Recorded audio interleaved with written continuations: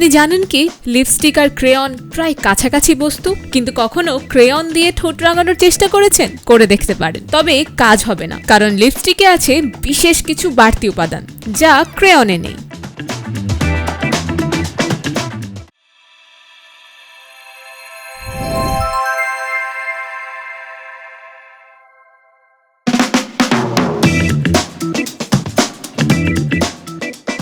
প্রাচীন সিন্ধু সভ্যতায় নারীদের মুখের সৌন্দর্য বৃদ্ধি এবং আভিজাত্য প্রকাশে লিপস্টিকের প্রচলন ছিল।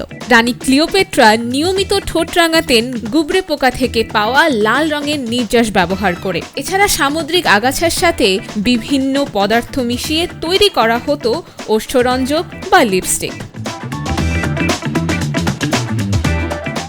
19 শতকে মেক্সিকো এবং মধ্য আমেরিকাতে বসবাসকারী ক্যাকটাস গাছের পোকা থেকে সংগ্রহ করা কারমাইন ডাই দিয়েও রঙিন করা হতো লিপস্টিক।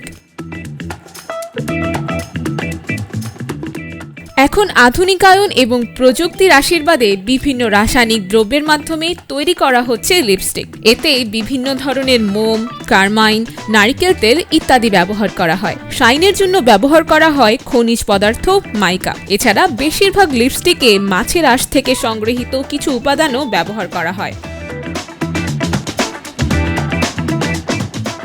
বর্তমানে বাজারে নানান ধরনের নানান ব্র্যান্ডের লিপস্টিক পাওয়া যায়। কোনোটা ম্যাট, কোনোটা বা গ্লসি, কোনোটাতে আছে ফ্লেভার, কোনোটায় সুগন্ধি। প্রাচীনকাল থেকে এখনো নারীরা এই লিপস্টিক দিয়েই রাঙিয়ে চলেছেন তাদের ঠোঁট।